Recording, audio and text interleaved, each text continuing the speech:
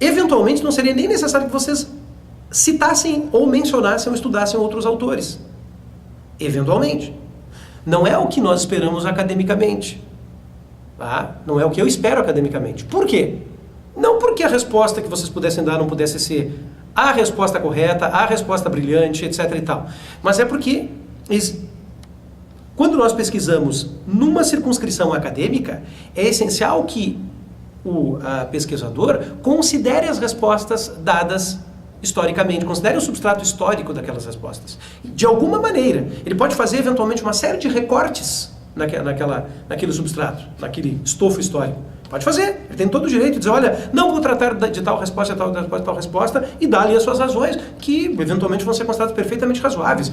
Falta de tempo, inacessibilidade bibliográfica, desconsideração primária da discussão por considerar que ela tem tais defeitos, vocês podem fazer recortes como bem quiserem. Porém, vai ser essencial que vocês considerem algo desse substrato. Tá? Então, se vocês forem escrever, mesmo que vocês se disponham a escrever sobre o problema da crença racional, ou seja, o que seja crença racional, o que seja crença justificada, vocês vão ter que fazer considerações, vão ter que entrar no debate, vão ter que entrar na discussão historicamente dada, que está aí. Né? Vocês podem fazer recortes, como eu disse, mas vocês vão ter que fazer menção e, portanto, vão ter que ter uma bibliografia. Por quê? Porque as respostas expressas historicamente, o substrato histórico está expresso através de bibliografia, ou através de algum modo de comunicação a outra que vai poder ser referido em qualquer trabalho que vocês forem fazer para condensar os resultados da pesquisa de vocês. Tá? É sempre bom deixar claro que uma coisa é o ato da pesquisa, ou seja, a reflexão que vocês fazem, o elencamento de problemas, o levantamento de uma hipótese, a condução do método e o resultado final, que é o documento que condensa essas pesquisas. Vocês poderiam simplesmente fazer todo esse trabalho prévio e não produzirem nada do ponto de vista textual. Vocês teriam feito uma pesquisa, só não teriam conduzido, né, não teriam realizado a condensação delas num documento publicamente aceitável. Né? Um documento academicamente aceitável, um documento público que é academicamente aceitável, que seja academicamente aceitável. Muito bem. Então, deixando clara essa diferença, vocês podem empreitar dois tipos de problemas filosóficos, os dois respeitáveis e admissíveis pela academia. Vocês podem enveredar pela linha do tipo problema lato sensu, que seria o quê? Seria um problema do tipo, o que é crença racional segundo Platão? Muito bem, então aí tu te embretasse um tipo de pesquisa lato sensu que a gente chama de exegética. Por que é exegética? Porque vocês vão fazer uma leitura de interpretação do autor. O problema filosófico estricto sensu é o que é crença racional, não segundo Platão, mas simplesmente o que é crença racional, e vocês vão vocês vão empreitar, tentar responder. Vão precisar fazer referência a outros autores, porque vocês precisam considerar as respostas, apontar os defeitos, apontar os contra-exemplos que vão refutar ou detonar aquelas respostas dadas historicamente. Porém, e nesse sentido vocês vão ter que realizar algum tipo de pesquisa exegética, porque vocês vão ter que perscrutar o que esses autores disseram sobre o problema. Porém, o problema de vocês não é o que esses autores disseram sobre o problema. O problema de vocês é o que é a crença racional. E essa diferença é crucial. Quem não tem clareza dessa diferença faz confusão. E essa confusão ela é muito visível, inclusive, na academia. Tá?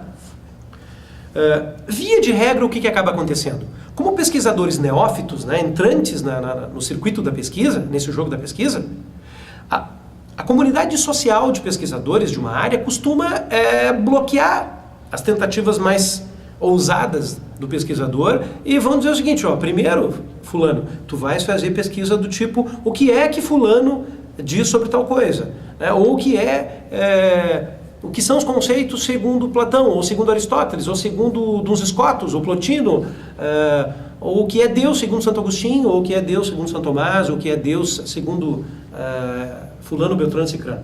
Tá? Então, notem que eu perguntei o que é Deus, né? O que é um Deus. As perguntas são equivalentes aqui, do ponto de vista do sentido. Tá? De fato, esse é um problema genuinamente filosófico, né? O que é uma divindade, o que é um Deus. Bom, então, é importante entendermos que há dois tipos de pesquisa filosófica e que o padrão da pesquisa filosófica, o padrão que um professor deveria, por uma questão de prudência, né, promover em sala de aula, seria uma pesquisa exegética, ou seja, seria uma pesquisa do tipo o que é que certos autores ou certa escola de autores, certo grupo de autores, né, que nós podemos agrupar vários autores na história da filosofia e em outras áreas também, o que certo grupo de autores tem a dizer ou teve a dizer sobre determinado problema, qual é a resolução que eles apresentam para aquele problema. Esse é o tipo de pesquisa que prudencialmente deve ser realizada por um professor e é o tipo de pesquisa que eu faço com os meus alunos, os meus orientandos, e que eu promovo. Isso não impede que eles possam ser originais, mas a pesquisa de partida deve ser uma pesquisa filosófica lato sensu e não stricto sensu, certo? Estamos compreendidos nesse sentido. E nesse aspecto, notem, nós podemos antecipar sim respostas. Ou seja, nós podemos presumir certas respostas. Eu não vou fazer simplesmente uma pesquisa do tipo o que é que Kant disse acerca do conhecimento a priori, tá? Se eu não tenho qualquer noção de resposta acerca do que o Kant disse acerca do conhecimento a priori. Se eu não tivesse esse tipo de coisa, eu não conseguiria, eu não conseguiria nem tatear a pesquisa. Eu leria todos os textos do Kant? Não. Eu preciso de uma resposta, até porque esta resposta vai me permitir fazer o rastreamento do que Kant disse. Então, alguma noção acerca do que Kant disse acerca do tema, eu tenho que ter. É por isso, pessoal, que não faz sentido eu simplesmente simplesmente colocar N problemas num liquidificador e fazer uma salada, um bolo ali, tirar um papelzinho de lá de dentro para dizer, este é o meu problema. Não. Isso não faz muito sentido, porque se tu és tão desinformado acerca do problema que tu não tem sequer uma hipótese de resposta para aquele problema, a pesquisa vai ser extremamente mal conduzida. Nós precisamos ter de uma resposta, de uma suspeita de resolução do problema, que é isso que constitui essencialmente a ideia de hipótese, tá? Porque a hipótese não é apenas aquilo que eu vou tentar confirmar com a minha pesquisa, claro, não faz sentido eu propor uma hipótese para tentar refutar, tá? Eu proponho uma hipótese para tentar confirmar, mas ela vai funcionar não apenas nesse sentido, mas ela também vai funcionar como algo que vai me permitir rastrear a resposta correta dentro do Kant e comparar se aquela resposta que eu tenho previamente é compatível. Tá? Então, alguma noção acerca do que Kant disse sobre o que seja conhecimento a priori, eu tenho que ter. Não existe uma pesquisa cega, do tipo, eu tenho um problema e aí eu não tenho qualquer noção acerca do que poderia responder aquele problema e eu saio tateando. Bom, meus amigos, isso significaria dizer o seguinte, vocês teriam que ler toda a literatura de um autor, então, porque vocês teriam que fazer todo um rastreamento amplo, geral e restrito para poder saber se aquela porção do texto, né, se alguma porção lá do texto não fala realmente sobre aquele assunto. Né? E notem, há uma vantagem adicional em eu ter uma resposta prévia. Vejam, detalhe, sempre lembrando, o tipo de resposta que eu tenho previamente, que é constitutivo da hipótese, não é algo acerca do qual eu tenho convicção. Não faria sentido eu testar uma resposta a um problema acerca da qual eu estou convicto, tenho absoluta convicção, ou seja, certeza absoluta. Vocês não fazem pesquisa acerca de quantos dedos vocês têm na mão esquerda, porque vocês têm convicção de que vocês têm 5, para aqueles que têm 5. Né? Alguns casos aí não tem, né? Alguns casos têm 4 só, ou menos. Alguns casos até bem curiosos. Então vocês não fazem pesquisas acerca... vocês não tentam responder problemas, não promovem uma pesquisa acerca de coisas em que vocês têm convicção. Então, é uma espécie de aposta que vocês fazem. Vocês não têm convicção dela ainda. O que é que vai dar convicção de que ela é a resposta certa ou vai dar convicção de que ela deve ser rejeitada? É a condução da pesquisa que inclui a aplicação do método.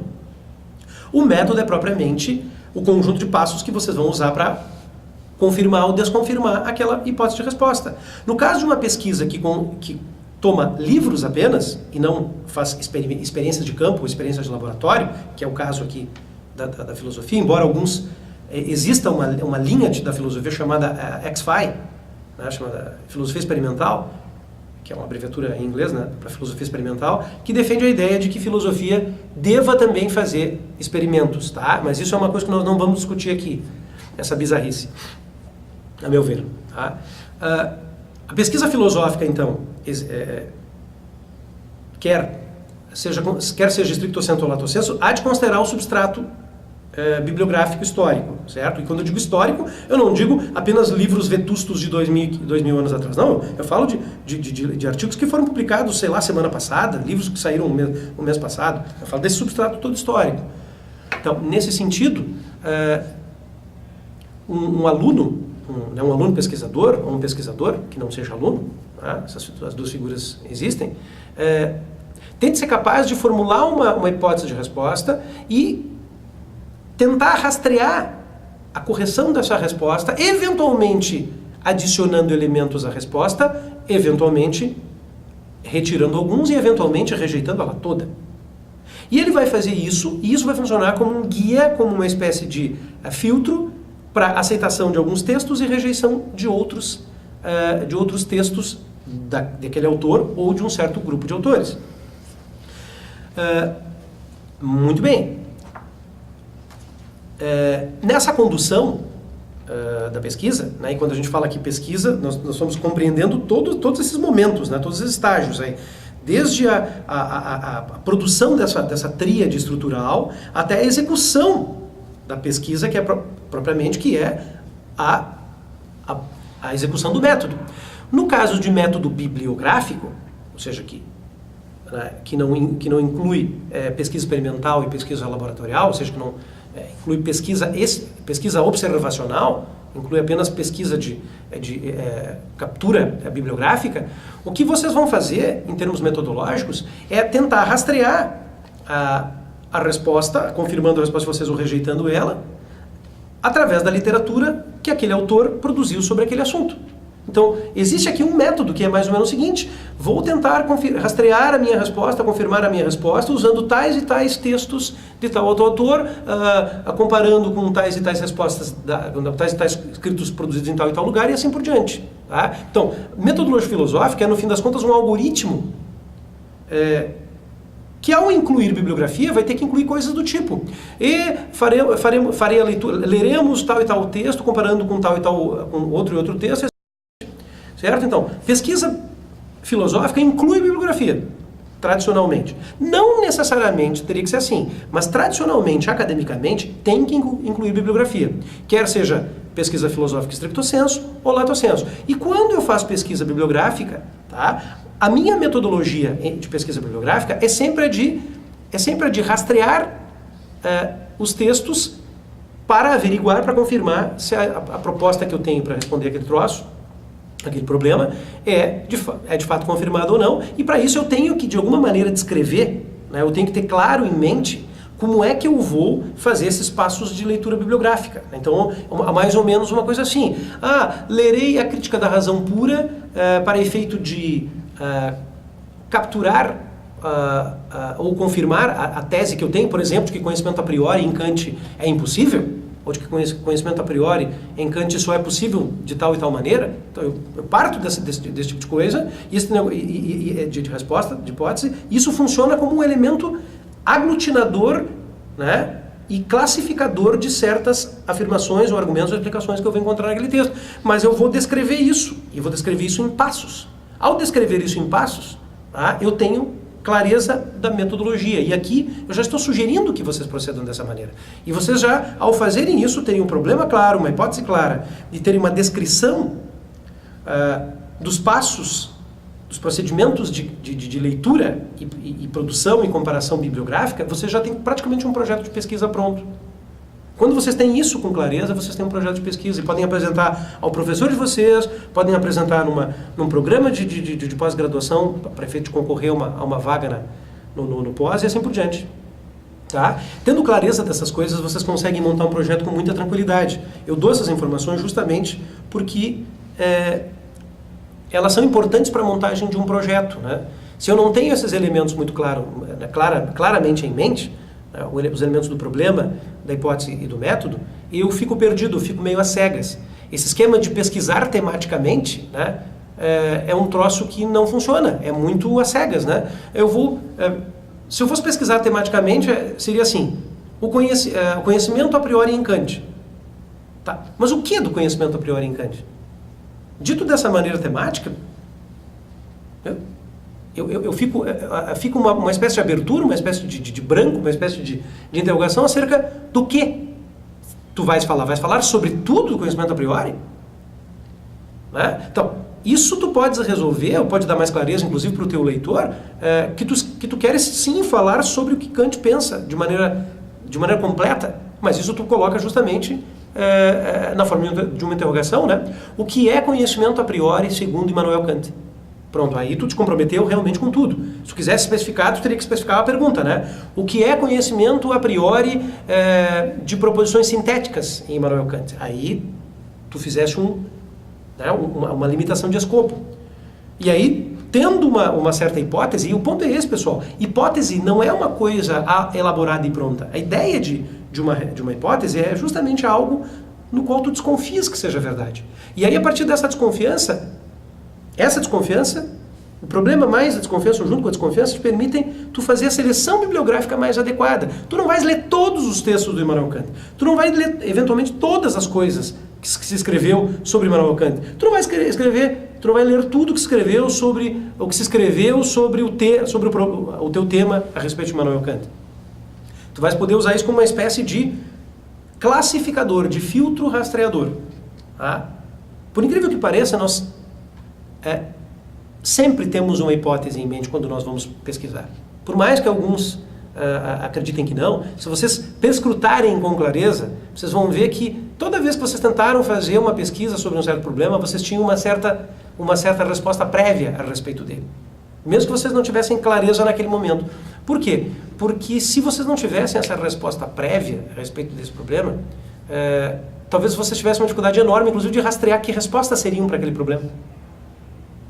Eventualmente vocês topam com uma afirmação, mas por que aquilo é uma afirmação que tem a ver com aquele problema? É porque você já tem uma hipótese, você já tem uma desconfiança acerca do que responde aquela pergunta, você tem uma suspeita do que responde. Isso funciona como uma espécie de capturador, de catador, de filtro para encontrar os elementos que vão, então, confirmar aquele troço e vão dizer, eureka! Né? Eureka ou não, né? Isso não quer dizer, eu não estou aqui dizendo que o único tipo de pesquisa possível é a pesquisa nestes moldes. Não, não é. Tá? A atividade científica, ela opera também, não apenas com essa estrutura, mas ela também opera com uma estrutura do método indutivo, que é de fato diferente. A estrutura é diferente. Mas a pesquisa em filosofia, a pesquisa em filosofia tem que trabalhar nessa estrutura. É ideal que ela trabalhe nessa estrutura, porque ela se dá ou de maneira a priori, ou se dá através da expressão bibliográfica do estofo e do substrato histórico na literatura. Então ela tem que funcionar com essa estrutura de hipótese, sim. É melhor que ela se forme assim, melhor pesquisa vai acontecer. Eu não estou dizendo que, eventualmente, tu não vais obter, não vais fazer uma boa pesquisa, uma pesquisa aceitável, razoável e até interessante, se não funcionar, não partir com uma hipótese de antemão.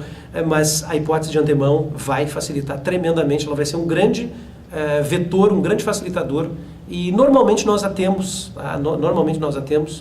mesmo que nós não tenhamos clareza de que a temos. Tá certo, pessoal? Terminamos aqui a primeira unidade, vamos passar para a segunda daqui a pouquinho, ok?